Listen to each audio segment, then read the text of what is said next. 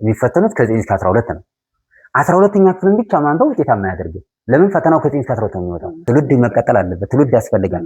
ስለዚህ ይሄን የተሻለ ትውልድ ለማምጣት የተሻለ ሀገር ለመገንባት ትምህርት ላይ ኢንቨስት መደረግ አለበት። ትምህርት ላይ መሰራት እሱም ለማድረግ ደግሞ ማን ያስፈልጋል? አክተሩ ያስፈልጋል፣ መሐንዲሱ ያስፈልጋል፣ መምህሩ።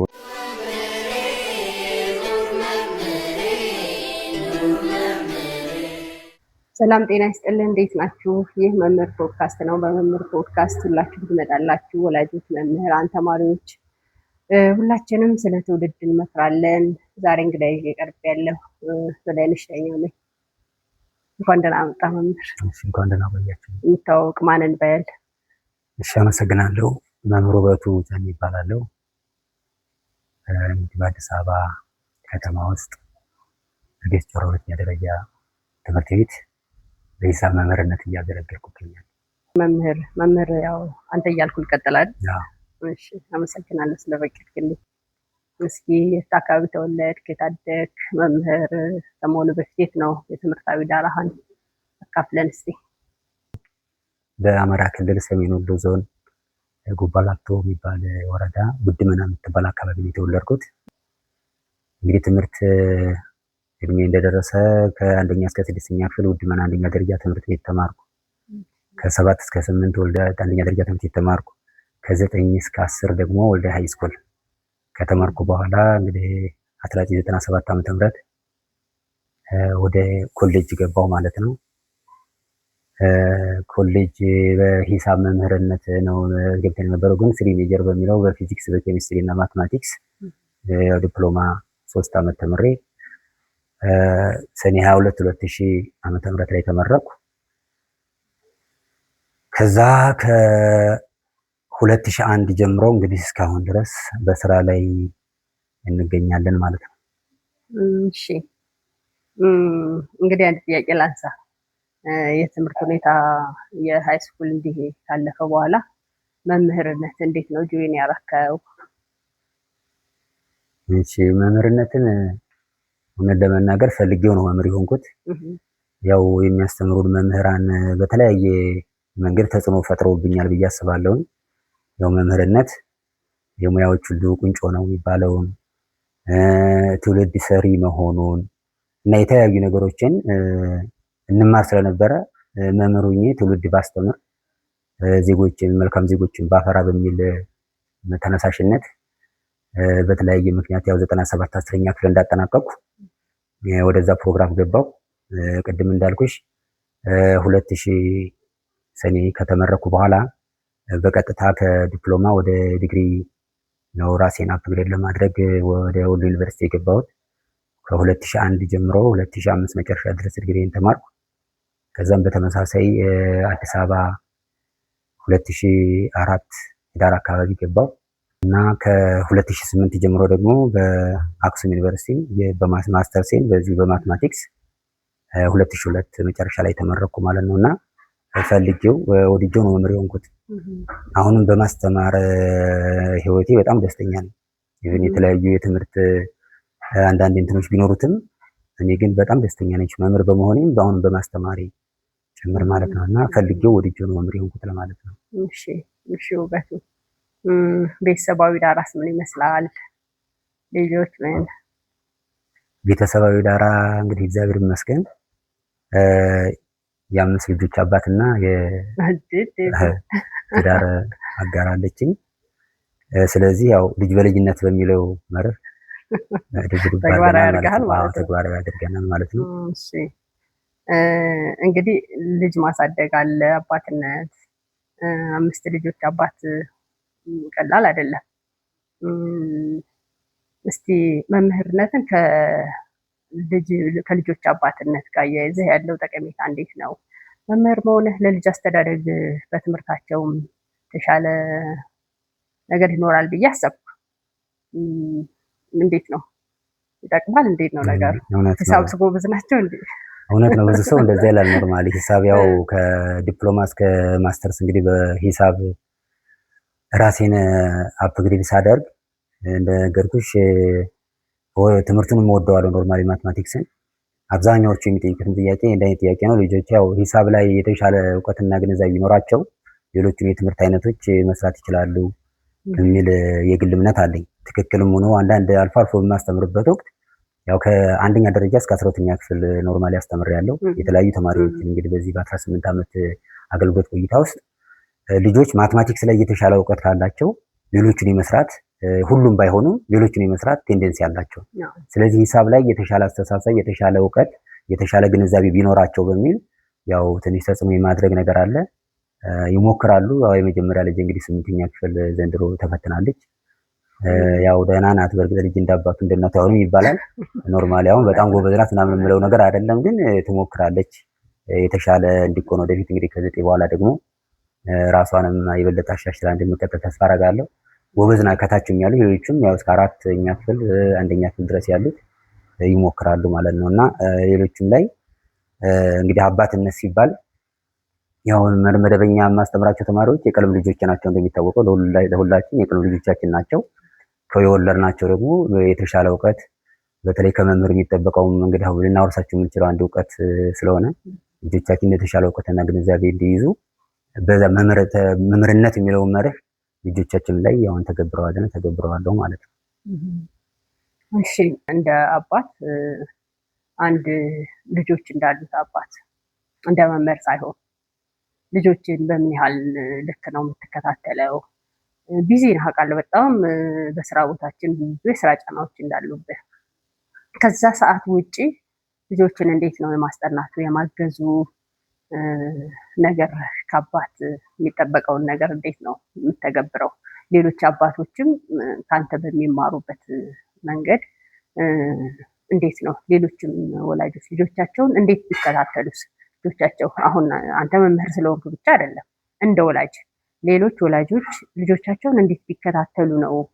እንደ መምህር ደግሞ መምህራን ላይ ጫናም እንዳይፈጥር ወደ ትምህርት ቤት ሲመጡልን በአባት የተደገፉ ልጆች እንዲኖሩ ለአባቶችም መልእክትም ጭምር እንዴት ነው አንተስ ልጆችን የምትከታተለው ነው ወይስ ያለውን ነገር?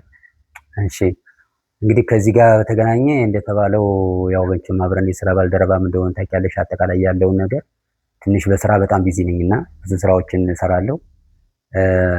በዋናነት ከመማር ማስተማሩ ጎን ለጎን የማስጠናት ስራ እሰራለሁ። ያው ቤት ለቤትም በፓርታይም አለም በሌሎችም ጉዳዮች ያው የመደበኛ የመንግስት ስራን በማይነካ መልኩ ከዛ ውጪ ከትርፍ ሰዓት ያለኝን በዛ አሳልፋለሁና በዋናነት ይሄ ነው ትልቁ ስራ። ሌሎች ደግሞ የማህበራዊ ኃላፊነቶች የሚባሉ አሉ። እንደሚታወቀው የተለያዩ ከዚህ የመምህራን እና ሰራተኛ ብድርና ቁጠባ አለ የሱ ጋር በተለያዩ ቦታዎች ደግሞ መምህራን ማህበር እዛ ጋር አመራር ነው የክፍለ ከተማ ላይ በተመሳሳይ እና ሌሎችም ጉዳዮች ላይ እንደዛ ሳል እንግዲህ እነዚህ እና አካባቢ አሁን በቅርብ እንትን ያልኩት ቢሆንም ከኃላፊነት የለቀኩት ቢሆንም አካባቢ ራሱ ልማት ኮሚቴ ላይ እንደዚሁ ተሳታፊ ነኝ እና ያው አንዳንዴ ማህበራዊ ኃላፊነት ያስገድድሻል እሱ ላይ ያው ቢዚ መሆን ነገር አለኝ። እኔ ኖርማሊ ለየት ባለ መልኩ ይሄ ዙም ኮሜንት ይደረጋል። ኮሜንትም ይደረጋል፣ ልክ ነው። ነገር ግን ልጆች ጋር ያለው ክትትል ምንድነው የሚሆነው? ያው ከትምህርት ቤት ጀምሮ ቤት እስካሉበት ድረስ በተናትራት እከታተላለሁ። ያው ባለቤቴም አጋጣሚ መምህርት ናት፣ በሱፐርቫይዘርነት ነው አሁን እየሰራች ያለችው በእርግጥ እና እሷም ባላት ትርፍ ሰዓት የምትከታተለውና ከኔ ጋር የምታግዘኝ ነገር እንደተጠበቀ ሆኖ እኔም የተወሰነ ሰዓት የማስጠናበት ሰዓት እነሱንም ይኖረኛል። ሌሎቹንም ልክ እንደማስጠናው ከሌሎቹ ሰዓት መልስ ሊሆን ይችላል እነሱንም የማስጠናበት ሁኔታ ይኖራል። ሁለተኛ ትምህርት ቤት እከታተላለሁ። ትምህርት ቤት መምህራን ጋር አገናኛለሁ። ልጆች እንዴት ናቸው ትምህርታቸው፣ አቀባበላቸው በሚል ይሄን ክትትል አደርጋለሁ እንደማንኛውም ወላጅ። ለምን አንድ ወላጅ ልጁን ትምህርት ቤት ካስገባ ልጁ ጋርም ሆኖ ከልጁ ውጭም ከሚያስተምረው መምህር ጋር መገናኘት አለበት። የልጁን ባህሪ መከታተል አለበት። ብዙ ጊዜ አንዳንድ አልፎ አልፎ የሚከሰቱ የስነ ምግባር ብልሽቶች ወይም ችግሮች ወላጆች ያው በችልተኝነት አንድ ጊዜ መስከረም ካስገቡ በኋላ እስከ ሰኔ ዝም ብሎ የሚጠብቋቸው ሁኔታዎች ስለሚኖሩ እሱ ባይሆን ጥሩ ነው። በየጊዜው ቢከታተሉ መልካም ነው። እኔም እንደ አባትነት እንደ ወላጅነት እከታተላለሁ ማለት ነው። ከመምህርነት በተጨማሪ በሚማሩበት መማር ማስተማር የሚባለው ትምህርት ቤትም ሁለተኛ ከቤትም ከመጡ በኋላ የቤት ስራ ምን አለ፣ ምን ተሰጠ፣ ምን አልተሰጠ፣ ምን ታረመ፣ ምን አልታረመ፣ ምን ችግር አለ፣ ምን ክፍተት አለ የሚሉትን ነገሮች እከታተላለሁ በአግባቡ ማለት ነው። አንድ ወላጅም ማድረግ ያለበት ያው እንደ መምህር የምነግረው የማስተላልፈው መልእክት ደግሞ ምንድን ነው? ልጆች ብዙ ጊዜ በስነ ምግባር ነው ክፍተት የሚገኝባቸው። ትምህርቱ ምንም ችግር አይኖረውም። ያው የሚያውቁትን በመደበኛነት የሚሰሩትን ግንዛቤ ላይ ያላቸው የሚያውቁት ነገር ሰርተው ያልፋሉ። ነገር ግን ብዙ ጊዜ ፌል የምናደርገው ወይም ደግሞ የምንወርቀው ስነ ምግባር ላይ ነው። ልጄ ጥሩ ነው፣ ልጄ ተማሪ ነው፣ ልጄ እየተከታተለ ነው ብሎ ብዙ ወላጆች ሲመጡ ያው የምናውቀው ነገር ስለሆነ ማለት ነው ልጃቸውን ሲከታተሉ ሌላ ቦታ ላይ ገብተው የሚገኝበት ነገር ስላለ ያው ወላጆች በአግባቡ ልጆቻቸውን መስከረም ከገቡ ጀምሮ እስከ ሰኔ ድረስ መከታተል፣ ትምህርት ቤት እየሄዱ መጠየቅና ድጋፍ ማድረግ ይጠበቅባቸዋል እንደ ወላጅ ብዬ አምናለሁ። ይሄንን ስትል አንድ ነገር አሰብኩ። አንዳንድ ወላጆች እንግዲህ ያው አንተም በመምህርነት ይገጥማል ብዬ አስባለሁ። በተለይ ስም ጠሪ ስትሆን ወላጆች ሴቶች በብዛት ይመጣሉ፣ እናቶች ማለት ነው። ከዛ አንዳንድ ነገሮች አይ ልጁ ወይም ልጅቷ እንዲህ አይነት ችግር አለባት፣ ይሄን ታደርግ፣ ይሄን እንደዚህ ይደረግ በምንልበት ጊዜ አረ አባቷ እንዳይሰማ ይገልብኛል፣ ወይ ከቤት ያስወጣታል፣ ወይ እንደዚህ ይላል አይነት ነገር ብዙ ወላጆች ጋር ሰማለሁ። አባቶች ማለት በዚህ አይነት ርቀት ቁጣና የሆነ ቅጣት ከመሆኑ በፊት ከልጆቻቸው ጋር ጥሩ ሰላማዊ የሆነ ግንኙነት ቢኖር እላለሁ። እና እንዴት ነው አንተ የምትለው? ማለት በጣም ኃይለኝነት የሆነ ግንኙነት ጤናማ ነው ወይ? በጣም መፈራት በቃ ይገላት እናት ኢቭን እናት ልጄን ይገልብኛል እንዳታሳውቁብኝ እንዳትነግሩብኝ። እናትስ ቢሆን እንደሚስጥር የልጆቹን ገመና መሸፈንስ እንዴት ነው? አግባብ ነው ወይ? እናትም አባትም አውቀው ልጆቻቸውን በጋራ ማስተካከል የለባቸውም ወይ? አባቶችስ ይገላል ከመባል ይልቅ በፍቅር ልጆቹን ይዞ የማስተካከል ኃላፊነት እንዴት ነው መውሰድ ያለበት? ያው እንደ አባት ነው የምጠይቀው። እውነት ነው። ይሄ ትክክለኛ ጥያቄ ነው። ለምን እኔም ጋር ያው ሁላችንም ጋር የሚገጥም ነገር ነው። እኔ እንኳን እንደዚህ አይነት አባት አይደለሁም ኖርማሊ። ግን ምንድነው አልፎ አልፎ ያጋጥማል። ያው እናት ልጆቿ ጋር የተወሰነ ነገር ጥፋት ሲያጠፉ የመደበቅ ሁኔታዎች ምናምኖች ይኖራሉ። እሱ እኔ ትክክል ነው ብዬ አላምንም። ያው ከበሌትም ጋር በግልጽ ነው የምነጋገረው፣ ግን ትክክል አይደለም። ያጠፋችውን ጥፋት ለአባት ተናግሮ አባት ሰምቶት ቢተማመኑበት ነው የሚሻለው። በውይይት ቢያወሩት ቢወያዩበት። ግዴታ ሁልጊዜ ስላጠፋ ይመታል ማለት አይደለም ልጅ። በአግባቡ ደግሞ አባትም እናትም ተመሳሳይ በልጆቻቸው ላይ ተመሳሳይ አቋም ወስደው ልጅ ከዛ ከተከሰተው ስነ ምግባር ችግር እንዲመለስ ወይም እንድትመለስ ማድረግ ነው የሚሻለው እንጂ አባት ይፈራል ተብሎ እናት መደበቋም ትክክል አይደለም። አባትም ደግሞ በተመሳሳይ ያለውን አቅም እሷ ልጁ ጋር እንደዛ ማሳየትም ትክክል ነው ብዬ አላምንም። እና ይሄ በዚህ አግባብ በሚዛኑ ቢታይ። በመሰረቱ ግን እኔም ብዙ ጊዜ ትምህርት ቤት እንደዚህ አልፎ አልፎ የሚያጋጥመኝ ነገር ስላለኛ መምህር ብቻ ሳንሆን እንደ አማካሪም ያው እንደ ካውንስለርም ሌሎችም ስለምንሆን መክረን አስታርቀን ምናምን የምንልካቸው ወላጆች አሉ። ይሄ ትክክል አይደለም። የሚከታተሉ አካላትም ስለሚኖሩ ልጆቻቸውን ማድረግ ያለባቸው ሁለቱም በጋራ በስምምነት መከታተል፣ መቆጣጠር፣ ካጠፉም ጥፋታቸውን ልጆች ራሳቸው አምነው እናትም አባትም ባሉበት። ለምን እናት የምትደብቅ ከሆነ ልጅ ከጥፋቱ አትመለስም፣ አባትም የደብቅላት ከሆነ ወይ የሚደብቅላት ከሆነ በተመሳሳይ አይመለስም። ስለዚህ መሆን ያለበት ጥፋቱ ተነግሮ ተወያይተውበት አባትና እናት ከልጅ ጋር በጋራ በመሆን ጥፋት ካጠፋው ጋር በመሆን የሚያስገርፈው ከሆነ አባታዊ የሆነ ቅጣት መቀጣት አለበት እኮ መገረፍ አለበት። የሚያስገርፍ ከሆነ እናታዊም በተመሳሳይ እናትም ገርፋለች። አንዳንድ ጎበዞች እናቶች አሉ እንደዚህ ልጅ ከአባት የበለጠ እንደምን የሚፈሩ። ስለዚህ በሁለቱም ሳይድ በሚዛን ታይቶ ከስነ ምግባር እንዲመለሱ ጥፋታቸውን ማወቅ አለባቸው። የሚሉን አሉ እኮ ስደውል አባቴ ጋር እንዳትደውል መምህር እባክህን ቲቸርዬ ከአባቴ ጋር እንዳትደውል የሚሉ አሉ። ይሄ አሁን ትክክል አይደለም። አባት መጥቶ ምን ብሎ ልጆች እንዲህ ብለዋል ለብቻ በግል አባትን አናግረን ትክክል አይደለም አባቱ ስለሆነ ልጁን እንዴት ሊያደርግ ይችላል? አትደውል ተብሎ ነበር በዚህ ተደውሎ ነው ብሎ አይልክ ነው ይቅርታ በዚህ አግባብ አላየሁትም ነበር ነው የስም መቆጣጠርበት አግባብ ትክክል ካልሆነ አስተካክላለሁ በሚል ብዙ ያስተካከልናቸው ወላጆችም አሉ። እኔም በተመሳሳይ የሚሰማኝ ያ ነው። ልጆችን መመክረው ወላጆችን መመክረው የራሴን ልጅና የራሴን ቤተሰብ ጋይድ ማድረገው በዚህ አግባብ ነው። ጥፋት ከጠፋ መጀመሪያ የሚቀድመው ያ የጠፋው ጥፋት ምንድነው ለምን ጠፋ እንደጠፋ ውይይት መደረግ ያለበት። ያ ከሆነ ሁልጊዜ አይ ነገሮች ግልጽ ይወጣሉ ነገሮች ይነገራሉ በግልጽ መወያየት ስለማይቀር የሚደበቅልኝ ነገር ወይም የጠፋ ጥፋት ስለማይኖር በሚል ልጆች ከጥፋታቸው ይመለሳሉ። እናቱ ያባትን በየተራ የሚደባበቁ ከሆነ ልጆች እሱን መነሻ ወይም ደግሞ መሸሻ በማድረግ ከጥፋታቸው ላይ መለሱ ስለሚችሉ የጋራ ኃላፊነታቸውን በአግባቡ በዚህ መልክ ቢወጡ እላለሁ። ጥሩ እንግዲህ ወደ ሂሳብ አስተማሪነት ደግሞ ልወስድህ። እንግዲህ በሂሳብ መምህርነት በጣም ረጅም ዓመት 18 አልከኝ አይደል? 18 ዓመት ቀላል አይደለም። በጣም ብዙ ተሞክሮ ያገኘህበት ልምድ ያገኘህበት ነው ብዬ አስባለሁ። እንደገና ደግሞ ረጅም ጊዜ 12ኛ ክፍል እንደምትሰራ ነው የማውቀው። አሁን በዋናነት ፎከስ የምናደርገው 12ኛ ክፍል ውጤታቸውን ትንሽ ቀነስ እያለ ስለሆነ እሱ ጋር ለተማሪዎች መልእክት ያስፈልገናል። እንደው ከዛ በፊት ግን ማትስ አስተማሪ መሆን እንዴት ነው? ፈተና አለው? አይ ማትስ አስተማሪ መሆን እንደውም አንዳንዶቹ አሁን እኔ ከሌሎቹ ሲናገሩት የምሰማው ነገር ምንድን ነው?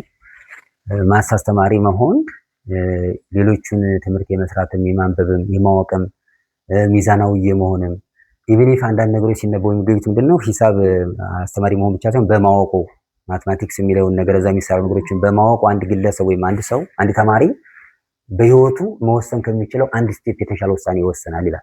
እንግዲህ ምናልባት ማትስ የማትችሉትን ማለት አይደለም፣ አይችሉም፣ የማይችል ሰው ደግሞ አይኖርም። ሂሳብ ያው በየጊዜው የዕለት ተዕለት ኑሯችንንም ሌሎችን ጉዳዮች ለማሟላት የምንሰራቸው ስራዎች አሉ። የማናስባቸው ግን ሂሳብ ናቸው ብለን የማናስባቸው ያው የሚሰሩ ሂሳብ ስራዎች አሉና እኔ ወደ ራሴ ሳመጣው ያው ትምህርቱን እንግዲህ እኔ ኖርማሊ ትልቁኝ ነው የገባሁት ሞስ 11 12 ዓመት አካባቢ ነው የገባሁት ትምህርት ቤት እና እወደዋለሁ ትምህርቱን እና መሰረቱ የሆነ ምንድነው አሁን እኔ በዛኔ ስገባ መልቲፕሊኬሽን ቴብል የሚባል አሁን ሰው ቀላል አድርጎ ነው የሚያየው የብዜ ሰንጠረዥ የሚባል ነገር አለ። እሱን እኔ የአንደኛ ክፍል ስገባ እስከ 12ኛ በቃሌ ሸምድጄው ነው የገባሁት። ማባዛቱን ከአንድ ጀምሮ እስከ 12 ሲባዛ በ12 ድረስ በቃሌ ይዤ ነው የገባሁት እና አንዳንድ ነገሮችን በቀላሉ ለማባዛትም ለመደመርም ለማካፈልም ይዘን ከመቀነስ ውጭ ያለውን ይሄ የተወሰነ ነገር ስቴፕ ይረዳል እና አሁን በማስጠናበት ወቅትም አልፎ አልፎ አሁን ተማሪዎችንም ከክላስ ውጭ ያሉትን ክላስ ውስጥ ያሉትን የመጀመሪያው ስቴፕ መሆን ያለበት ያችን የብዜ ሰንጠረዥ ብትይዙ ጥሩ ነው። ለምን 6 ሲባዛ በ8 ብሎ 48 ብሎ የያዘ ተማሪ 48 ሲካፈል ለ6 ስንት ነው የሚለው በቀላሉ ማግኘት ይችላል እና አንዱ ለአንዱ ግልብጥ እንደዚህ ሊያግዝ ስለሚችል ይሄ እንደመነሻ ይሆናል በሚል ያው ሂሳብ እኔ በናቹራሊ ወደዋለሁ። የምወደውም እስከ መጨረሻው ድረስም ያው ኖርማሊ አሁን እስከመረቅ ድረስ የተመረኩትም ኖርማሊ በቴረም ነው። አይ ቲንክ ዩኒፎርም ቦንድነስ ፕሪንሲፕል የሚባል ቴረም ነው። ቬሪ ጉድ ነው ያመጣው ቴሲስን በሱ አደገኛ ነው ማለት ነው። ቴረሙን ፕሩፍ ማድረግ ነው ሌላ ጉዳይ ነው፣ እሱ ሌላ ነው። ሁለተኛ ደግሞ በመደበኛነትም ያው 3.5 እና ከዛ በላይ ነው ያለኝ ከስተማር ከዲፕሎማው ጀምሮ ተከታታይ ዲግሪውን ማስተርሱም ሂሳብ ላይ ያለኝ አዎ እና ወደዋለሁ እሱን ትምህርት ማለት ነው። በዛም ውጤታማ ሆኜበታለሁ። ሌሎችንም ለመስራት አልቸገርም። ሌሎችንም ትምህርቶች ለመስራት በፍጹም አልቸገርም። ሌላው ሂሳብ ከመውደድም የተነሳ ብዙ ጊዜ ጥናትና ምርምሮችን በሂሳብ እሰራለሁ ተጨማሪ። ለምሳሌ ከመጀመሪያ 2001 ዓመተ ምህረት እንደተቀጠርኩ በጣም ገጠር ትምህርት ቤት ነበር የተቀጠርኩት። ዚላት የሚባል ትምህርት ቤት የተቀጠርኩት ጉባላፍቶ እና ከወልዳያ ከተማ 8 ሰዓት ነው በእግር የሚሄደው። ኦልሞስት ከዛ ከሄድን ለስራ ጉዳይ በቃ ወይ ሴሚስተር ጨርሰን ወይ አመት ጨርሰን ነው እንጂ መመለስ የምንችለው በዛን የሚመለስ ይባል የለምና ጥናትና ምርምር እሰራለሁ። በዛ ያው እንደውም የተሻለ ውጤት ሁሉ አለኝ። አይ ቲንክ አይሰጥም ተብሎ የታሰበበት አማራ ክልል 75% በላይ ውጤት አይሰጥም በዛ ዘመን እና 81 ምናምን ነው የተሰጠኝ። ዞን ድረስ ተወዳድሬበታለሁ በሂሳብ።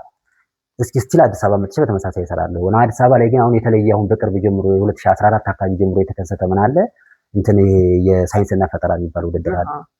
አሁን ልጆች ይፈሩታል። ሂሳብ ከባድ ነው ብለው የሚያዩትን ነገር የበለጠ ቀላል ለማድረግ አሁን የምሰራበት ትምህርት ቤት ጀመር በሳይንስና ፈጠራ እሳተፋለሁ።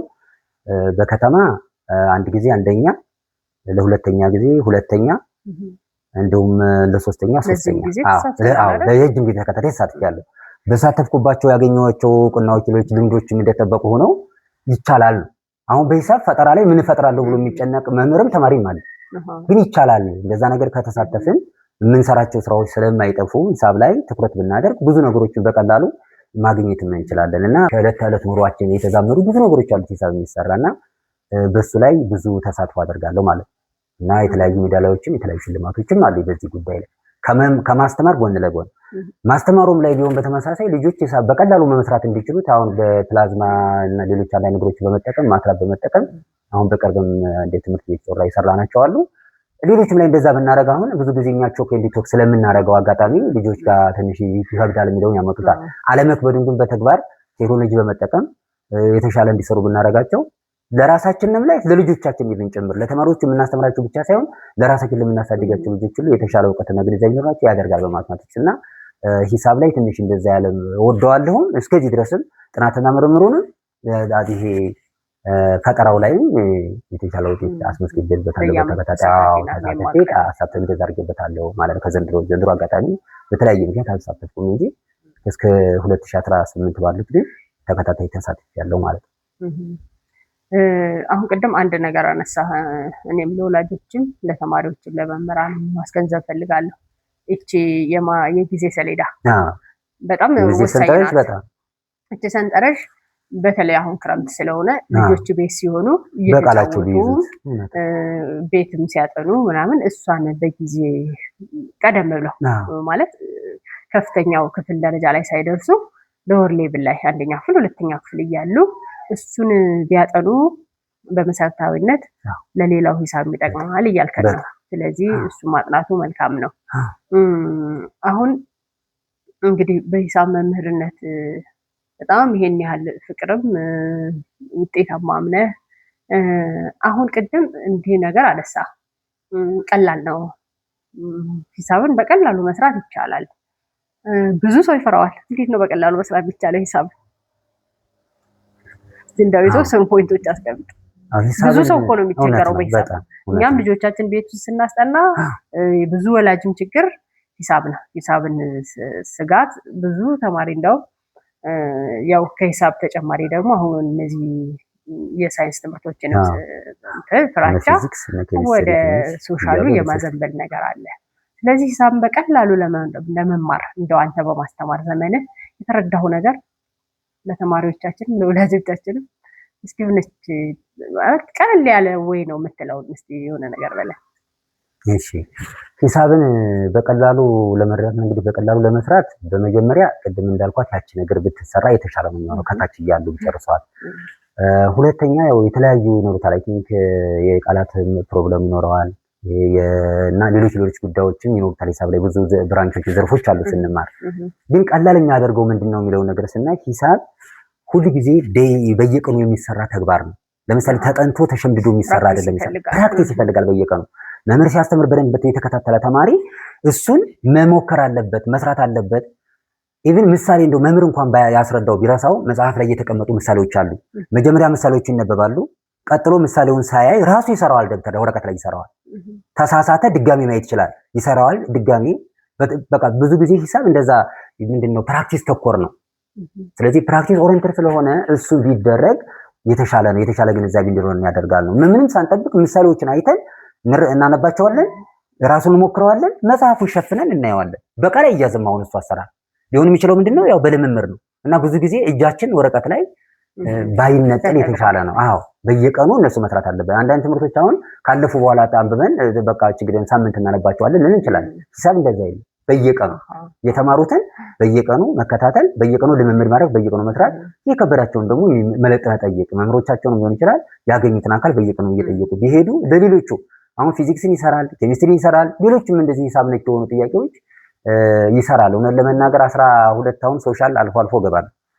ሶሻል ብዙ ጊዜ ናቹራሎች ላይ ነውና ሶሻልም ስገባ ልጆች ሶሻል የገቡት እንደተባለው ሂሳብን ፈርተው ነው። ልጆቹ ራሱ በተለያየ መንገድ ጠይቃቸው ይነግሩኛል። ግን ደግሞ እንደ ሶሻል የሚጠቀም ደግሞ ሂሳብን የለም። ኢኮኖሚክስ ለምሳሌ አለ። ኢኮኖሚክስ ሂሳብ ነው የሚጠቀመው። አሁን የለም ብለው የሚገቡት ሶሻል አካውንቲንግ ኤንድ ፋይናንስ ብለው የሚገቡት ሂሳብ ነው የሚጠቀሙ። እንደውም ከናቹራል የበለጠ ሂሳብ ለሶሻል ያስፈልጋቸዋል። ኢኮኖሚክስ የሚፈልጉት ትምህርት ፊልድ ነው፣ የትምህርት መስክ ነው። እሱ የተሻለ ውጤታማ ለመሆን ከተፈለገ አንድ ተማሪ ሂሳብ ማወቅ አለበት። እዛ ጋር የሚሰሩ ሂሳቦች ካልኩሌሽን ስላሉ እና እነዚህ አይነት ትንሽ ደከም ያሉ አስተሳሰቦች ነው የምላቸው እኔ እና ለልጆቹ በተለያየ መንገድ እንዴት ማስጠናት ማጥናት እንዳለባቸው የምላቸው ጉዳዮች አሉ። ለእነሱ ቢያንስ የተወሰነ አቲቲዩዳቸውን አስተሳሰባቸውን ለመቀየር ትንሽ ልክ እንዳልሆኑ ለማስረዳት ማለት ነው። ሂሳብ ላይ ሁለቱም ላይ ያስፈልጋል። ሂሳብ ላይ የተሻለ እውቀት ካለ ሌሎቹ ጋር የሚሉትን ያው ትሬኒንግ ነገር እሰጣለሁ እኔ ኖርማሊ እንደ ስልጠና ተኮር ተደርጎ ለምሳሌ ሁለተኛው መሆኑ ነው። ይሄ የቅድም ፕራክቲስ ካልኩት በተጨማሪ የሂሳብ ትምህርት ጥቅም ምንድነው? ዘ ቫልዩ ኦፍ ለርኒንግ ማትማቲክስ አሁን ከሌሎቹ ትምህርቶች በተጨማሪ በተለየ መልኩ ሂሳብን ብንማረው ለምን ይጠቅማል የሚሉትን አይ ቲንክ መምህሩም ተማሪውም ወላጁም ቢያውቁ ጥሩ ነው። ያን ቢያስረዳ ምን ይሆናል? ልጆቹ ግዴታ ትኩረት ማድረግ እንዳለባቸው ሂሳብ ላይ ይገባቸዋል።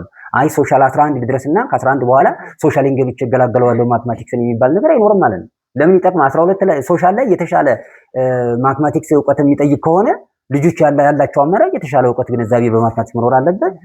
ሌሎችም ትምህርቶች ይሰራል የምንለው እንደሆኑ እና ከልምምዱ በተጨማሪ እነዚህን ጉዳዮች ማየት እና ትሬኒንጎች ብኒፍ አሁን አሉ ብዙ ያዘጋጀዋቸውን ኖርማል ያሉ እነሱ በቃ ቫልዩ ምንድነው እዛ ስናይ መቼም አንዳንዴ በቃል ከምናወራው በጽሁፍ ያለ ነገር ምሁራኖች ያወሩትን ነገር ብናስረዳቸው ብናሰለጥናቸው ብናነበው የበለጠ ደግሞ ያው ሂሳብን እንድንወደው ፍቅር እንዲኖር ማድረግ ነውና የለም ደግሞ ይከብዳል የምንለውን ሐሳብም ኖርማሊ መተው ነው። አዎ ይከብዳል የሚለውን ሐሳብ ማስወገድ ነው የሚሆነው። አይከብድም ነው። አሁን ብዙ ሰዎች ሲጠየቁ ለምሳሌ በዓለም ላይ የተሻለ የሚባል ደረጃ የደረሱ ሰዎች ሂሳብን ያውቃሉ። አሁን መጀመሪያ ከድሮ አሁን ፕሉቶ የሚባለውን ፈላስፋ ብንመለከት መነሻ የነበረው ማትማቲክስ ነው። አሁን ማትማቲክስ ይሄ ሂስትሪ ኦፍ ወይም ደግሞ ፊሎሶፊ ኦፍ ማትማቲክስን ስንማር አሁን በቅርብ እንትን ያልነው ለምሳሌ ሌሎች ቋንቋዎችም ሌሎችም ትምህርቶች ባልነበሩበት መስክ በድሮ የፕሪሚቲቭ ሶሳይቲ የሚባለው በነበሩበት ብዙ ጊዜ አነሳታለሁ ለተማሪዎች ማወራለሁ ይችን እንትናና መግባት እንኳን ሳይችሉ በጎች ሌሎች እንስሳቶችን ወደ በረስ ሲያስገቡና ከበረስ ሲያስወጡ ምን ይጠቀሙ ነበር? ጠጠር ይጠቀሙ ነበር። አሁን አንድ የሚያነሷት ጠጠር አንድ መሆኗን አያውቋትም። ነገር ግን ጠጠር ያስቀምጡና ማታ ሲገቡ አንድ እዛ ጋር ይጥላሉ፣ ይገባል። ዋንቷን እያደረጉት ዋንቷን ኮረስፖንደንስ መሆኑ ነው። ሂሳብን ተጠቀሙበት ነው። ልክ ሁለት ጠጠር ከቀረ ያልገባ በግ አለ ማለት ነው። ሁለት ከበሮች ያልገባል። በተመሳሳይ ጠዋትም ምን ያደርጋሉ? እዛች ያደሩበት ሲሰማሩ እና ከበረት ሲወጡ እንደዛ እየጣሉ የሆነ ነገር የተረፈ ጠጠር ካለ አሁንም አዳሯን የጠፋች በግ ወይም የጠፉ እንስሳቶች አሉ ብለው ያስቡት ነበር። ያለ ፊሎሶፊ ኦፍ ማትማቲክስ ላይ እንደዚህ ስንማርና ሂሳብ እስከዛ ድረስ የደረሱ ነው። የተሻለ ደረጃ የደረሱ ሰዎች በጣም ተጽዕኖ ፈጣሪ የምንላቸው ሰዎች አሁን አይዛክ ኒውተን ሌሎችም ሂሳብ ላይ ነው መሰረታቸው። ፊዚክስ ላይ ሌሎች ላይ ኮንትሪቢዩሽን ቢያበረክቱ መነሻ ያደረጉት ሂሳብን ነው የተጠቀሙት እዛ ያሉት እና እነዚህ ነገሮች ሁሉ ማወቅ ቢቻል ለልጆች ብናሳያቸው ብናስረዳቸው የበለጠ ያው አቲቲዩድ ላይ አይደለ ጨዋታ የሆነው አሁን አቲቲዩዱ ከባድ ነው የሚለው አይ ጥሩ ደረጃ ያደርሳል የተሻለ ደረጃ ያደርሰኛል እና ሌሎች ትምህርት መሰረት ነው ጥሩ ሰዎችም ያለፉ ሰዎችም አልፈውበታል የሚለውን ስለሚያዩ ትንሽ ከበድላል ይከብዳል ሂሳብ እንደዚህ አይሰራ የሚለውን ነገር ይቀንሱታል እንጂ በቀላሉ ሌሎችን ትምህርት ከምንወስድበትን ጊዜ በግማሽ ነው የሚቀንሰው ሂሳብን ለማያዝ ያው ብዙ ተማሪ ጎበዝ ተማሪዎች ቢጠየቁ ለዛ ነው የሚሉት። በቃ ለምሳሌ ሌላ ትምህርት የሚያነቡበትን ግማሽ ነው የሚያነቡት ማትማቲክስ። በምን ግን ከሌሎች የሚለየው በምንድነው? ቅድም እንዳልነው በየቀኑ ክትትል ማድረግና መሞከር ፕራክቲስ ማድረግ ግን ግዴታ ነው የሚለው ተይዞ ማለት ነው። እሺ እንደአሁን ሂሳቡ ላይ ከዚህ አሁን ካልከው ተጨማሪ ቴክኖሎጂ ይጠቅም ይሆን? አሁን ስልኮችን ኮምፒውተር ላይ ረጅም ሰዓት ክረምት ስለሆነ ያሳልፋሉ ብዬ አስባለሁ። እግረ መንገዳቸውን ቴክኖሎጂ ይጠቅማቸዋል? እንዴት ነው በራስ በእጅ መስራት ነው የሚሻለው? እንግዲህ ቴክኖሎጂ እንዳጠቃቀማችን ነው። አሁን ቴክኖሎጂ በአሁኑ ሰዓት መቼም ቴክኖሎጂ ለሆነ ነገር አይጠቅምም የምንልበት ጊዜ አይደለም ያለ ነው። አሁን ኤአይ ሌሎችም ቴክኖሎጂዎች ስላሉ በፊት አንዳንድ ጥያቄዎች ሲሰጡን እኛው ፈግተን ነበር የምናመጣቸው። መጽሐፍ ላይም አይገኝም የበለጠ ጭምር የነበረው። አሁን ግን የአንድ ጊዜ ከምናባክን ለምሳሌ ለልጁ ግንዛቤና አስተሳሰቡን ማስተካከል ከቻለን ልጆቻችንን አስተሳሰቡን ልክ አይደለም ያኛውን የሚለውን ተግባብተን ማለት ነው። ያው በድብብቆሽ አሉ ሁላችንም ጋር የሚታዩ ነገሮች ናቸው። ፈጥነው የሆነ ነገር ከፍተው ምናምን ሌላ ነገር የሚያዩ ልጆች እንዳሉ ሆኖ ይሄ ስህተት መሆኑን ከተማመን ለምንድን ነው መጽሐፍ ፍለጋ ላይ ልጆች ጊዜያቸውን የሚያባክኑት? በቀላሉ እዛ ጋር ቢያወጡት አሰራር አለው ማወቅ አለ እንድናቀው ይረዳናል። ለኮፒ ለማድረግ አይደለም ተጨማሪ እውቀት እንድናቅ። አሁን በፊት ያው ሪፈረንስ መጽሐፍ እሱም የለም ነበር እኮ ተፈልጎ ላይብረሪ ምናምን አግኝተን ሁሉ አናውቅም። ወይም ሰው ጠይቆ የሚጠይቀውን ሰው ምንም ብቻ ብዙ ሃርድ የሆነ ነገር አሳልፈናል። አይ ቲንክ ስንማር ሁላችንም እንደምናውቀው። ግን አሁን ይሄ ቴክኖሎጂ መኖሩ ለምን መጽሐፍ ፍለጋ መሄድ አይጠበቅብንም። እጃችን ጋር ያለው ቴክኖሎጂ ውስጡን ተጠቅመን በቀላሉ መረዳትና በቀላሉ ምላሽ መስጠት ይገባል። ስለዚህ ቴክኖሎጂ እንዳጠቃቀማችን ሆኖ ልጆች ግን አሁን ማድረግ ያለብን ክረምት ብዬ የማስበው ቢያጠኑት በግል ነው የሚሆነው። አሁን ለምሳሌ ብዙ ጊዜ ከታች ጀምሮ ያሉት ነገሮች አብዛኛዎቹ ቀላሎች ናቸው። ማጥናት ቢችሉ ልምምድ ቢያደርጉ በእርግጥ አሁን ስለ ትምህርት ያለው እይታ ስለ ትምህርት ያለው አመለካከት ምናምኖች ትክክል አይደለም። እነዚህ መቼስ ያው መታረም ያለባቸው ይመስለኛል። መቼም ምንም ይሁን ምን ከአለማወቅ ማወቅ ይሻላል። ካለማወቅ ማወቅ ይሻላል። ሌላው እንኳን ቢቀር አሁን ብዙ ጊዜ ትምህርት ጨርሰን ይሄ ተቀጣሪነት መንፈሱ ምኑ ስላለ ነው እንጂ ውስጣችን ላይ ካለማወቅ ማወቅ ይሻላል።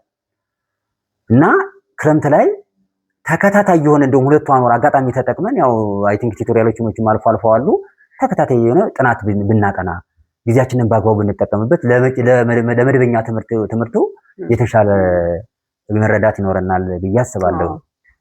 ምን ሰግቼ መሰለ አሁን ብዙ ጊዜ ልጆቹ እነዚህ ምን አይሆን እነዚህ ኤአይ ቱሎች አሉ እነሱ በመጠቀም የሆነ ማቴማቲክስ ነገር ሲገጥማቸው እዛ ጋር ያስገባሉ፣ ኦልሬዲ ቀጥታ መልሱን ያገኛሉ። ስለዚህ ምንም አይሰሩም። ስለዚህ በሱ ነገር እንዳይሸወዱ ነው ወይስ እሱን መጠቀማቸው የተሻለ ያደርጋል የሚል ነገር? መጠቀማቸው የተሻለ ያደርጋል። አጠቃቀማቸው ውስጥ ነው አላልኩሽ እንጂ መጠቀማቸው እኔ በዚህ ሰዓት የተሻለ ያደርጋቸዋል ነው የምለው። አሁን በእርግጥ አትጠቀሙ ብንላቸው መጠቀማቸውን አይተው፣ ግን ቶታሊ አሁን በኤአይ ተጠቅሞ መልስ ኮርጆ ወይም ደግሞ የሆነ ነገር ተጠቅሞ እሱን ኮፒ ማድረግ አይ ቲንክ ይሄ መሞት ነው፣ ይሄ በቁም መሞት ነው የሚሆነው። ነገር ግን ያልገባቸው ጥያቄ ከሱ ተጠቅመው ተረድተው በራሳቸው መንገድ መስራት ግን አዋቂነት ነው፣ ብልህነት ነው። ለምን በፊት መጽሐፍ እየገለበጥን ነው እያነበብን የነበረው። ይሄ ጥያቄ እንዴት ነው የተሰራው፣ የት ነው ያለው ተብሎ ብዙ ነገሮች አንብበን ነው አይ ቲንክ ያን መልስ የምናገኝ የነበረው። አሁን እሱ ጊዜያችንን እንዳያባክንብን ጊዜ ያሳጥርልናል፣ ጥሩ ነው። ሁለተኛ በቀላሉ እጃችን ላይ እናገኘዋለን፣ የትም ቦታ መሄድ አይጠበቅብንም። መጽሐፍ ፍለጋ የታለ ምናምን ብለን በፊት ላይብረሪ ሄደን ፈልገን ነው የምናገኘው። ከተገኘም ተማሪ ከያዘው ወረፋ ጠብቀን ማለት ነው። ያችን መጽሐፍ አንድ ወይ ሁለት ብኮን ድንገት ተማሪ ከያዘ ዩኒቨርሲቲ እንደዛ ነው ያሳለፍነው። ግን ዩኒቨርሲቲ አሁን ይሄ የመጣ ቴክኖሎጂ አለ ማለት ልጆች በቀላሉ መረዳትና በራሳቸው ወይ እንዲሰሩ ማድረግ ነው። የሚገለብጡት ከሆነ ያው ስላለው ይቆጣል። አሁን እኔ የምንሰጋለው ምናልባት ይሄ ስልክን፣ ኮምፒውተርን፣ ሌሎች ልክ እንደ ካልኩሌተር፣ አዲንግ ማሽን፣ ሌሎች ማሽኖች አሉ። እነሱን ሲጠቀሙ ምናልባት የማሰብ አቅማቸውን ይቀንስ ሲሆን ብዬ ሰጋለሁ። ማለት በቀላሉ ስለሚያገኙ የማንሰላሰል ቅድም ጊዜ ቤትን በመጠቀም እነዚህ ማትማቲካል ኤክስፕሬሽንን አእምሯቸው ውስጥ የማንሰላሰል ብቃትን ምናልባት ይቀንስ ሲሆን እያደጉ ሲመጡ።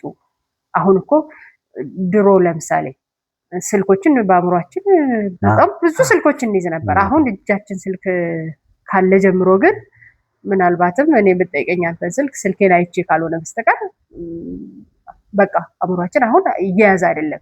እንደዛ እንዳይሆን እኮ ሰግቼ ነው። እውነት ነው። እንደዚህ አይነት እንግዲህ ሳይድ ኢፌክት የሚኖረው ለልጆቹ አይ ቲንክ ማስረዳት ነው የሚሻለው። መጀመሪያ በመሰረቱ ቴክኖሎጂ ጉዳትም ጥቅምም አለው። ምናልባት መጀመሪያ ቼክ አድርገው በራሳቸው ከአቅም በላይ የሆነ ወደዛ ቢሄዱ። ሁለተኛ ደግሞ በጣም አሁን የሚሞክሩ ልጆች፣ በጣም ጎበዝ የሆኑ ልጆች ሲጀመር እሱ መጠቀም አይፈልጉም። ድንገት ግን አንዳንድ ቻሌንጅ የሚያደርግ ጥያቄ፣ በጣም የሚያስቸግር ጥያቄ ከገጠመ ግን መጽሐፍ ፍለጋ እሱን ጥያቄ ፍለጋ ምናምን ከሚሄዱ በራሳቸው ወይ በዚህኛው ተጠቅመው እሱን መረዳት፣ በራሳቸው መንገድ መስራት እዛ ያዩታል። እንደውም እኮ የበለጠ መረጃ ይሰጣል። ይገርምሻል። አሁን አንዳንዱ በቃ ለምን ብለሽ ብጠይቂው የተሻለ ማብራሪያ ይሰጣል። አሁን ሌላው ላይ የምናገኘው ለምን ብሎ የሚጠይቅ አሁን ለምሳሌ what is the value of learning mathematics የሚለውን አሁን አንድ ልጅችን ብጠይቅ ወይም ደግሞ የሂሳብ መማር ጥቅም ምንድነው ሲልጅ ነገር ይብጤው ይቸገራል ጊዜ ይችን ቢያያትና ግን በራሱ ወይ ቢገልጽልሽ ላንቺ አይቶት አይሽው የሂሳብ መማር ጥቅሙ አንደኛ የተሻለ ሚዛናዊ ሐሳብ እንድንሰጥ ያደርገናል፣ ሁለተኛ፣ ሶስተኛ፣ አራተኛ ሊዘረዝር ይችላል። አይቶት ዕውቀት አገኘበት እንደማለት ነውና ያው አጠቃቀም ላይ የተሻለ አጠቃቀም እንዲኖራቸው መምከር እንደተጠበቀ ሆኖ ግን ከአቅማቸው በላይ የሆኑ ከበድ የሚሉ ጥያቄዎችን እሱን ተጠቅመው ሌላው ማለት ሪስትሪክትድ የሆነ ነገር ወይም ደግሞ የተወሰነ የተገደበ ሆኖ ማለት ነው። እንዲያው ለምሳሌ ቴክኖሎጂ ስንከፍተው ሳናስበው የማንፈልገው ነገር ነው የሚመጣው፣ ማየትም የማንፈልገው ነው የሚያሳየን ስንከፍተው። ግን ደግሞ ከዚህ ቴክኖሎጂ መራቅም አንችልም፣ ራሳችንን መደበቅም አንችልም። የሚሻለው መረዳት ጉዳቱና ጥቅሙን ለይቶ መጋፈጥ ነው የሚሻለው እና ይሄን ብታረግ ይሄን ታረጋለህ የምትሸመድድ ይሄን የምታረግ ከሆነ ደግሞ ይሄን አይነት ጉዳት አለው ተብሎ የመተማመን ስራ ቢሰራና ከልጆች ጋር ልጆች ብዙ ጊዜ ቻሌንጅ የሚያደርጋቸውን ቢጠቀሙና በራሳቸው ወይ መግለጽ ቢችሉ ያን ያህል ችግር አለው ብዬ አላምንም። በግሌ እንግዲህ ወደ አሁን 12ኛ ተፈትነዋል፣ ፈተና ላይ ናቸው ኦልሬዲ። ወደ ቀጣዮቹ ነው እንግዲህ ሀሳባችን። አሁን ቀጣይ ያሉ ልጆች ይሄንን ክረምት እንግዲህ እንዴት ነው ማሳለፍ ያለባቸው? እንዴትስ ማንበብ አለባቸው? ያው እስኪ ለልጆቻችን በሚጠቅም መንገድ መልእክትም ጭምር ነው። ወላጆችስ ምን ማገዝ አለባቸው? ቅድም ያልናቸውን ቴክኖሎጂን እንዴት ነው በአግባቡ ትንሽ ወደዛ ወደ ሶሻል ሚዲያውም እንዳያዘነብሉ እንዴት ቢጠቀሙ መልካም ነው? ለቀጣይ ማትሪክ እንዴት ይዘጋጁ? እሺ፣ ትልቅ ጥያቄ ነው። በመጀመሪያ እንግዲህ ወላጆች አይ ቲንክ በአሁኑ ሰዓት ስለ ትምህርት ጥቅምና ስለ ትምህርት የሚሰጠውን አገልግሎት ማብራራት አይጠበቅብንም። ሁሉም ወላጅ ያውቃል። አሁን አንዳንድ የግል ትምህርት ቤቶች ላይ ማስተናበት እንትን ላይ ምን ያደርጋሉ? በጣም ልጆቹ ጎበዞች ናቸው። የሚያጠኑ ልጆች ጎበዞች ናቸው። የሚያጠኑበት ክፍል ዋይፋይ ኔትወርክ ኢንተርኔት ሪስትሪክተር ነው። በቃ የለም ልጠቀም እንኳን ቢለዛ የሚያጠናበት ክፍል ሆኖ ኢንተርኔት መጠቀም አይችልም። ከዛ በአጋጣሚ ልጁን ጠየኩት። ለምንድን ነው እንደዚህ የተደረገብህ አልኩት።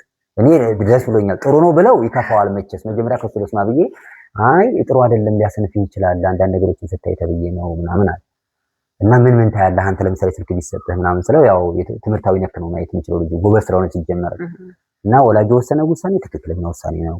እንዳተሳስተ እንዳጥለው ነው መስሎ ለደግፋቸዋለሁ ቀድሜ ደግፋቸዋለሁ ብለህ እንደው በቀኝ ስሜትን ሳላዳምጥ ብዬ ነው እንጂ ትክክል አይደለም እና ልክ ነው ያደረጉት እነሱ ቴክኖሎጂን በዛ ቅድም ባልነው ደረጃ ሆኖ ጥናት ላይ ግን ያጠናሉ፣ ያስጠናሉ፣ ይከፍላሉ።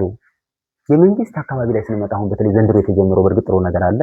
ሁሉም አንደኛ ደረጃም ሁለተኛ ደረጃም ላይ በክፍያ በተመሳሳይ ክፍያ ሆኖ ወላጆችን ያማከለ በስምምነት የሆነ ነገር ሆኖ ከአቅም በላይ ችግር ያለባቸው ልጆች በነፃ የሚማሩበት እንዳለ ሆኖ በቲቶሪ የተወሰነ ነገር መደጎሙ ጥሩ ነው። እኔ አሁንም ተጠናክሮ መቀጠል አለበት የሚለው ይሄን ከመማሩ ያለና አማራጭ አለ። አይ ቲንክ ወላጅ ለልጆቹ ሊያስተላልፈው የሚችለው ቅርስ የማያልቅ የማይጠፋ የማይሰረቅ እውቀትን ነው ማስተላለፍ የሚችለው። ሌሎቹ ነገሮች ገንዘብ እንኳን የለንም ሲጀመር እንደው ገንዘብ ኖሮን እንኳን ብናወርሳቸው ገንዘቡ ሊሰረቅ ይችላል። ገንዘቡ ነጥቷ በአደጋ ሊጠፋ ይችላል። ምንም ልጆቹ ባዷቸውን ቀሩ ነው። ነገር ግን እውቀትን ካወረስናቸው ልጆቻችን የወደፊት ህይወታቸው ያማረ ይሆናል። ይሄን ማድረግ የሚችለው አንዱ ላይ እሱ ማስተማር አይችልም እንበል፣ እሱ ማስረዳት አይችልም እንበል። ነገር ግን በቀላሉ ትምህርት ቤት ላይ ጊዜውን እንዲያሳልፍ ማድረግ ክረምት ያለችውን ደግሞ የክረምት ጊዜዋን አሁንም በቲቶሪያል እንዲያሳልፍ ማድረግ ብንችል ከፍለን ያውን የግል ማንኛውም ከፍሎ እንደሚያስጠናው ባንችል ደግሞ በነፃ የሚማሩበት ተቋም ላይ ልጆች ትምህርት እንዲማሩ ድጋፍ እንዲደረግላቸው ቢያደርጉ የተሻለ ነው የሚሆነው። በተለይ 12ኛ ክፍል ላይ ግን አሁን ባለፈው ዓመት የተለያዩ የሰሩ ጥያቄዎች አሉ፣ ማትሪክ የወጡ ጥያቄዎች አሉ። አሁንም በተመሳሳይ በተለይ አሁን የዘንድሮ ፈተና 6 ዙር ነው። አይ ቲንክ አንዳንዶቹ አሁን ይወጣሉ ብዬ አስባለሁ። እነዚህ የሚወጡ እንትኖች አሉ። አሁን የናቹራልስ መጀመሪያ 3ቶቹ ዙሮች ወጥተዋል። ራውንድ ፈርስት ላይ አዎ ጥሩ ነው። እነሱን ጥያቄዎች መስራት ለሚቀጥለው ማትሪክ የተበለጠ ያዘጋጃቸዋል። ብዙ ተደጋጋሚ ጥያቄዎችን ቢሰሩ ተደጋጋሚ የወጡ ጥያቄዎችን በራሳቸው መንገድ እየሰሩ ቢቀጥሉ ነው የተሻለ የሚሆን። ከዚህ ውጭ ምንም አማራጭ የለንም። በቃ ፊት ለፊት የተጋረጠው ነገር እጅግ አደጋ ነው። አሁን ስንፍና የመጣው እኛ ጋር ነው። ሌላው ላይ ስንፍና እኮ የለም እንደዚህ። ለምሳሌ አንድ ተማሪ በመሰረቱ ከሚፈተነው ፈተና 50% እና ከዛ በላይ አምጥቶ ማለፍ ይሄ እኮ ሚኒመም በጣም ዝቅተኛው ነው። ግን ይሄን አምጥቶ ማለፍ አልተቻለም ማለት ነው። ልጆቻችን የት ላይ ናቸው ያሉት? እያጠኑ ነው ወይ? በትክክል ትምህርትን እየተከታተሉት ነው ወይ? ቢቻል ከ80 90 95 100 ያምጡ። ባይቻል ግን የተማሩትን ትምህርት 50% አምጥቶ ግማሽ ሰርቶ ማለፍ የአንድ ተማሪ ግዴታው ነው የሚሆነው እና ያለ ማድረግ ወላጆች ያላቸው አማራጭ አንድና አንድ እንዳነቡ እንዲከታተሉ ማድረግ ብቻ ነው ብዬ አስባለሁ በግል እና የተለያዩ ጥያቄዎችን ደግሞ ያሉትን አማራጮችን እንትን በሚል ጥያቄዎችን መስራት አሉ። ትምህርት ቤትም ላይ ያሉ በየትምህርት ቤቶቹ አሉ። ሁለተኛው ማህበራዊ ሚዲያ በእጃችን ነው። ቴሌግራም ላይ የሚለቁ የተለያዩ ቻናሎች አሉ። በእነሱ አማካኝነት የወጡ ጥያቄዎችን እየሰራን ራሳችንን ለሚቀጥለው ብናዘጋጅ ጥሩ ነው። ቀጣይ ተፈታኞች ማለት ነው። አሁን የሚፈተኑት እንግዲህ ያው ተማሪዎቻችን መልካም እድል ቢጠማቸው ነው የምንለው። ኦልሞስት አሁን ቀጣይ ሶሻሎች ይጀምራሉ ብዬ አስባለሁ። ያው በስኬጁሉ መሰረት እነሱ መልካም እድል መልካም ውጤት ይሆንላቸው። 2019 ገቢዎች ግን ከ11 እስከ 12 ያለፉ ተማሪዎች ግን ጊዜያቸውን ክረምት በአግባቡ ውጤታማ በሆነ መልኩ ቢያሳልፏትና መደበኛው ላይ አሁን ችግሩ ምንድነው? ከመስከረም ጀምሮ ባለው የሚፈተኑት ከ9 እስከ 12 ነው። 12ኛ ክፍልን ብቻ ማንበብ ውጤታማ ያደርጋል። ለምን ፈተናው ከ9 እስከ 12 ነው የሚወጣው። ስለዚህ አሁን የተማሯቸውን 9 10 11ን የበለጠ አንብበው የበለጠ ሰርተው ቢገቡ 12 ላይ ብዙ አይቸገሩ፣ ጊዜ የማይጣበብባቸውም የተሻለ ነው። በፊት አሁን በነበረው 9 እና 11 እና 12 ብቻ ስለሚያተኩር ፈተናው ችግር የለም ነው የሚባለው። አሁን ግን ከፈተናው ከ9 እስከ 12 ነው። 12 ብቻ ያጠና ተማሪ 25% ነው መስራት የሚችለው። እንደው 100% እንኳን ሰራው ሁሉን ጥያቄ ሰራቸው 12 ይወጡን ብለን ብናስብ ማለት ነውና ብዙዎቹ ፈተናዎች ከኋላ ያሉ ናቸው። 11 9 እና 10 ያሉ ፈተናዎች ስለሆኑ ብዙዎቹ እሱ ላይ ያለን ጊዜ በአግባቡ ብንጠቀም ብናነብ ወላጆችም ይሄን እንዳነቡ ልጆቻችን ክትትል ብናደርግና ትምህርት ላይ ብናተኩር መልካም ነው እላለሁ። አሁን ፈተናውም ያተኩረው እንግዲህ አራቱም ግሬድ ሌቭል ላይ ነው። አራቱም ግሬድ ሌቭል ላይ ከሆነ እንግዲህ እንዴት ነው የሚሸፍኑት? አሁን ይረሱታል እኮ የ11 አሁን በቅርብ ነው ይሄን አመት የተማሩት ስለሆነ የ10 እና የ9ን እንዴት ይሸፍኑ? እሱ እንግዲህ ምንድነው ማድረግ ያለብን? የተለያዩ ያጠናን ስልቶች አሉ። ለምሳሌ የተለያዩ ያጠናን ስልቶች አሉ ማለት እኛ አንዳንዱን ከምንችለውን አይ ቲንክ የምንሸመድዳቸው ይኖራሉ። እሱ አንዱ ወይ ነው አዋጭ ባይሆን ይሄ በዚህ ለአጭር ጊዜ ሊሆን ይችላል፣ ለፈተና ሊሆን ይችላል። ከአቅማችን በላይ የሆኑትን እንደዛ የምናደርጋቸው አሉ። አንዳንድ ትምህርቶች ደግሞ በመረዳት የምናውቃቸው አሉ። መሸምደድ የማይችሉ በቃል መያዝ የማይችሉ ነገር ግን በመረዳት ብቻ የምናውቃቸው የትምህርት አይነቶችም ይዘቶችም አሉ። ኢቭን ከሂሳብ ውጭ ያሉትን እንደዚህ በእውቀት ደረጃ መታወቅ ያለባቸው ነገር ግን በሚሸመደዱ አሉ። እሱን ማድረግ የምንችለው ማጥናት አለብን ነው። አሁንም ወደ ማጥናት ስመለስ እንግዲህ እነሱን አይ ቲንክ ከቲቶሩ በተጨማሪ 9 10 ያሉትን ደብተራችን ካለ ደብተራችን ቢቻል መጽሐፍ ብንጠቀም ካልሆነ ደግሞ ያለፉት ደብተሮቻችንን ሪቫይዝ ብንከልሳቸው የሚከብዱ ጥያቄዎች ካሉ አሁንም የሚያገኙትን መምህራን መጠየቅ የሚችሉበት አጋጣሚ ቢኖር እንደገና ደግሞ ድጋፍ የሚሰጡት ቲቶሪያል አሁን የሚያተኩረው አብዛኛው የ12 በተለይ ከ9 እስከ 12 ያለውን ሪቫይዝ ያደርጋል። አሁን የዘንድሮ ጥሩ ነው፣ ከቢሮ እየተዘጋጀ የሚመጣ ነው። በጣም ምርጥ ኖት ነው። እሱ ኖት ማለት 9 ከመጀመሪያው ጀምሮ ዋና ዋና የሚባሉትን በየርዕሶቹ በየዩኒቶቹ ለይቶ ያወጣ ኖት የተዘጋጀበት ሁኔታ ስላለ እነሱን መከታተል ቀላል አይደለም። ብዙ ጊዜም በአግባቡ መጠቀም ነው። አሁን እዚህ ጋር ለምሳሌ ጉብዝና የማለፍ ያለ ማለፍ የምን ጉዳይ የሚወሰነው በነገራችን ላይ በጊዜ አጠቃቀማችን ነው። ጊዜ የለም። ያለችውን ጊዜ ግን በአግባቡ ውጤታማ በሆነ መልኩ ከፋፍለን ከተጠቀምንባት ካላባከናት አልባሌ ቦታ ካላዋል ነው። አሁን የምንለው ነገር አሁን ይኸውልህ ስልኩ ሁሉ እኮ አይታወቀንም ነበር። አሁን ጊዜ ስለሚጠበን አይሹ አይኖርንም ጊዜ ስልክ የምናይበት ጊዜ የለንም። በየትኛው ጊዜያችን ስልክ እናያለን? ለምን ፈተናዎቹ እንደተባለው ከ9 እስከ 12 ናቸው። 3 ክፍል ያለፈው አለ፣ ከፊት የሚመጣው 1 ክፍል ብቻ ነው። ስለዚህ እሱን በማድረግ ጊዜያችንን በመከፋፈል ጊዜን በአግባቡ ብንጠቀም ብናነባቸው ደብተራችንን ሙሉ አንዳንዱ የጣለ ይኖራል። መቼም አብዛኛው ተማሪ ያስቀምጣል ተብሎ ነው የሚታሰበው። ደብተሮቻችንን ካልሆነ ደግሞ መጽሐፉን በተወስትም በምንም በመጠቀም መጽሐፎችን ድጋሚ ሪቫይዝ ማድረግና ማንበብ ከአቅም በላይ የሆኑትን ደግሞ አይ ቲንክ መምህሮቻቸውንም ሌሎች የሚጠየቁ አካላትን በመጠየቅ ለማወቅ ጥረት ቢያደርጉ ከዓመት ዓመት የ12ኛ ክፍል በተለይ አሁን ይሄ በሲስተም በኦንላይን ፈተናው መሆኑም ምናልባት ይሁን እርግጠኛ አይደለሁም፣ ያው መጠራት አለበት። የተማሪዎቻችን የልጆቻችን ውጤት ከዓመት ዓመት እየቀነሰ በተለይ ባለፉት 3 ዓመት አካባቢ በጣም ዝቅተኛ ውጤት ነው እየተመዘገበ ያለው። እንደው ምንድን ነው የታዘብከው ነገር አለ ይሆን? ምን ያመጣው ይሄንን? 6ኛ ክፍል 8ኛ ክፍል ጥሩ አልፈው ይሄዳሉ። ልክ 12ኛ ክፍል ዋናው የህይወት ምዕራፍ ላይ የሚጀመረው ላይ ብዙ ተማሪ ፌል ያደርጋል። ለብዙ ልጆችም እንቅፋትም ኢቨን እስከ ህይወት መጥፋት ድረስም ብዙ ቤተሰብ ፈተና ሆኗል። ስለዚህ ምንድን ነው አሁን ከዓመት ዓመት የተማሪም ውጤት ሰክሲድ አለማድረግ ምንድን ነው ምክንያቱ ብለህ ታስባለህ? ምናልባት ያጠናን የተማሪው የትምህርት ስርዓቱ፣ ምናልባት የመምህራን፣ እስኪ ምን ታዘብክ? እሺ ይሄ እንግዲህ ምናልባት ለተወሰነ አካል የሚሰጥ አይደለም። በእርግጥ አሁን ከመጨረሻው ሲጀምር ይሄ ነገር ለመምህር ብቻ ለተማሪ ሁሉም ብዙ ባለድርሻ አካላቶች አሉ። ነገር ግን በዋናነት 3 አካላት ተዋናይ ናቸው። መምህራን፣ ተማሪዎችና ወላጆች እና መምህሩ ጋር ብቻ ላተኩር።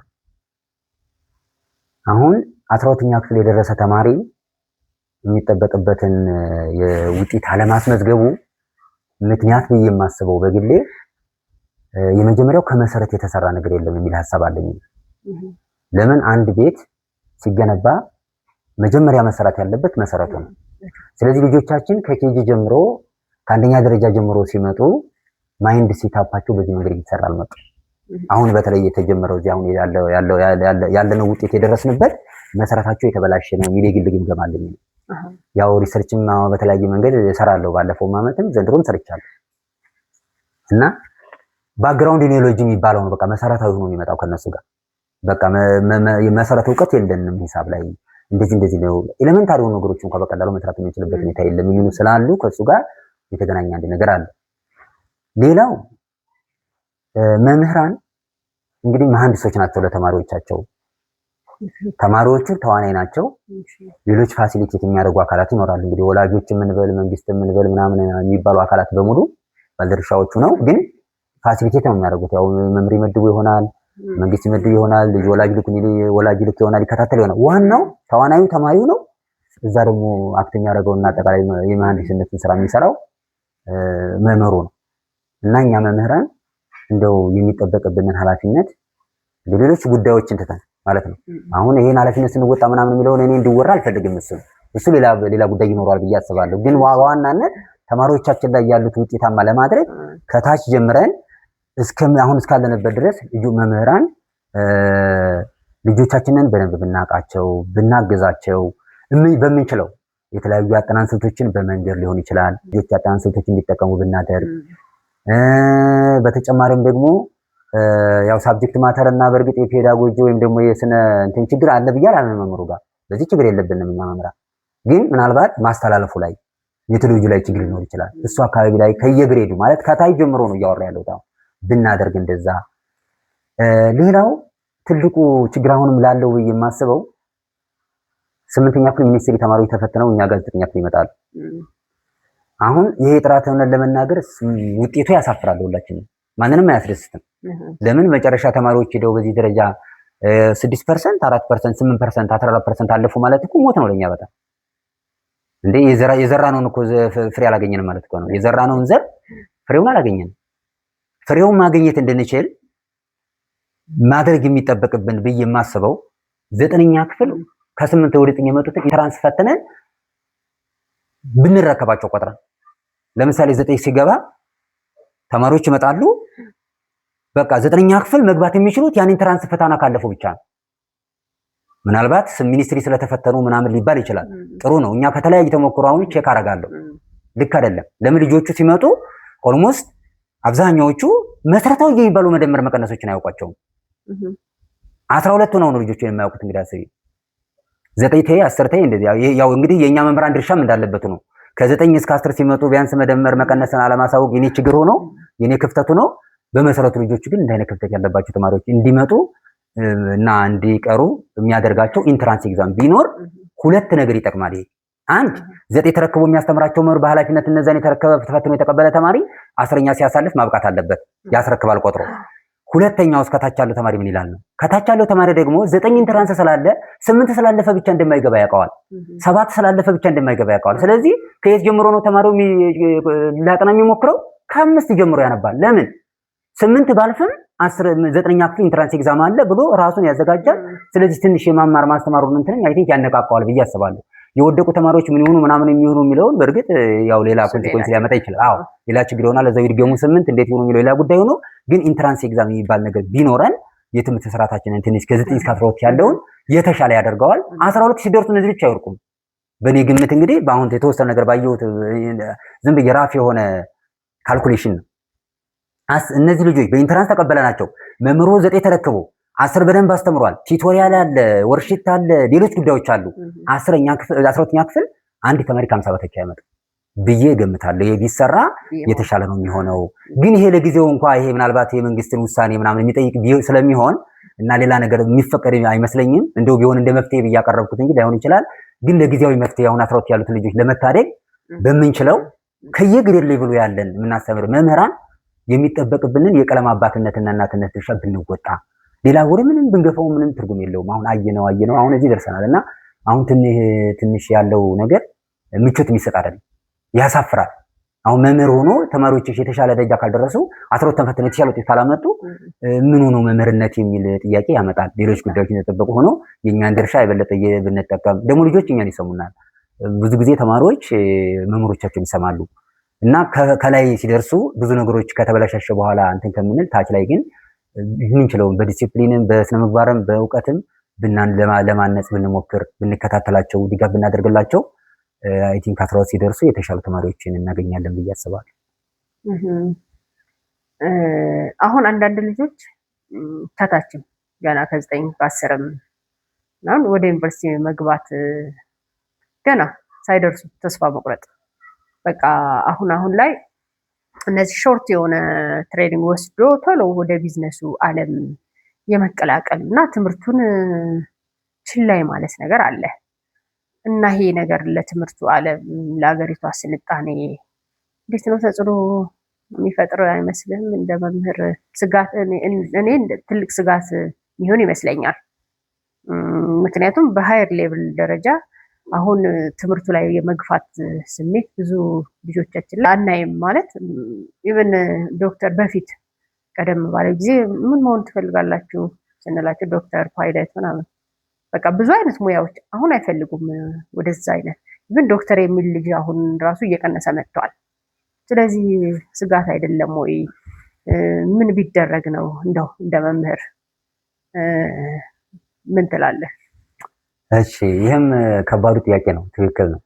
አሁን አንዳንድ ትምህርት እንትኖችን ዝም ብዬ ሳነብ ለምሳሌ ጃፓን ያላት እንግዲህ የተሻሉ ትምህርት ስርዓቶች አሏት የምትባል ሀገር ሆና ያው ብዙ ግፎችንና መከራዎችን አልፋለች ለማደግ እና የመጀመሪያ የሰራችው ትውልድ ላይ ነበር የሰራችው እና አንደኛ ገና ከህፃናት ጀምረው ልጆች ያው ከክላስ ማክሲመም 15 ናቸው ይላል። በዛኔ እንግዲህ ቆይቷል ትንሽ ካነበብኩት አይነት 1 2 3 4 ዓመት እና 15 ናቸው ልጆቹ ክላስ የሚማሩት። እዛ ለጃፓን ማን አላት ሲባሉ እኛ አለንላት ነው የሚሉት ልጆቹ። እንደ አይነት ናሽናል ፊሊንግ ይዘው እንዲያድጉ የማድረግ ነገርም ቢኖር ጥሩ ነው። እኛ ጋር ክፍተታቸው ውስንነቶች አሉ። ከዛ ፊሊንጋቸው በዚህ ደረጃ ወይም ደግሞ ስሜታቸው ሀገራዊ ስሜታቸው በዚህ ደረጃ ተገንብቶ የመጣ ሆኖ እንዳለ ሌላው ፊልድ አሁን ያልሽውን ዓላማ ይመጣሉ። ምንድነው መሆን የምትፈልጉት ሲባሉ አንዱ ከ15ቱ ነው። አንዱ ፓይለት ካለ ከዛ ካሉት ከ15ቱ ሌላ ፓይለት የሚል የለም። ዶክተር በቃ አንዳንድ ፊልድ ነው የሚወሰንላቸው። ከዛ እነዛ ዶክተር ያሉትም ፓይለት ያሉትም ሌሎም የመረጡት ተማሪዎች ዶክተሮች ገብተው ስለዛ ነገር ገለጻ ያደርጉላቸዋል። ፓይለት በተመሳሳይ ኢንጂነር ያለው በተመሳሳይ ያደርግላቸዋል ይላል። ከነዛ 15 ልጆች እና አይ ቲንክ የትምህርት ደረጃቸውን ሲጨርሱ ዶክተር ያለውም የፈለገው አይነት ዶክተር ነው የሚሆነው። ፓይለቱም ፓይለት ይሆናል፣ ኢንጂነሩም ኢንጂነር ይሆናል።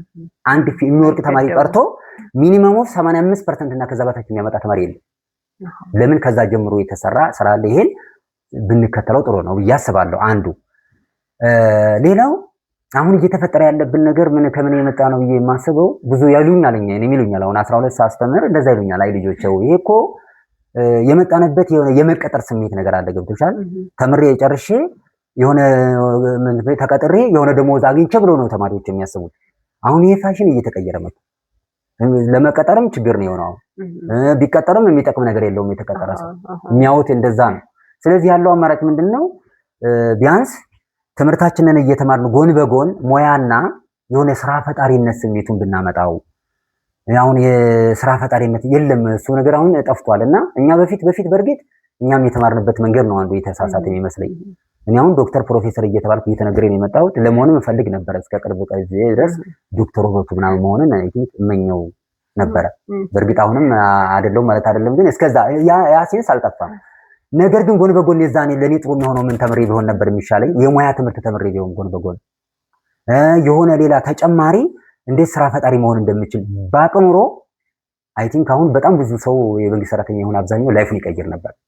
እና ይሄ የመቀጠር የሚለው ስሜት ልጆች አለቀቀም። እነሱ ደግሞ ከፊታችን ተምረው ያሉ ተቀጠሩ አይደለም ስራ እየያዙ አይደለም የሚሉ በጣም የተበላሹ ፊሊንጎች እያመጣብን ነው ልጆቻችን ጋር። እሱ እንግዲህ ያው መቀጠሩም አጠቃላይ ያለው አሁን በስርዓተ ትምህርቱ የምናየው የተማሪ ጥራቱም ላይ ስናይ ያሉትን ውስንነቶች በማጥላት ልጆች አይ ቲንክ ተምረን ግን ጎን በጎን የሙያ ትምህርት እንድንማር ቢደረግ የሚለው ይዘን አሁን ጥሩ ነው። 11 12 የመጣው እንትኖች አሉ አዲስ ስርዓት እንትን ላይ ይሄ ሙያ የሚወርጡት ሙያዎች አሉ አይደለ?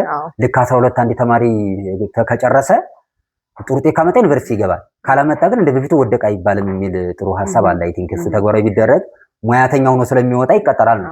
ሙያተኛው ነው ስለሚወጣ የትም ቦታ ገብቶ ትምህርቱን ማሻሻል ይችላል። ነገር ግን ለጊዜው ጾሙን አያድርም። ከሱ በተጨማሪ አሁን ቢችሉ 9ኛ ክፍል ቢወርድ ብዬ አስባለሁ።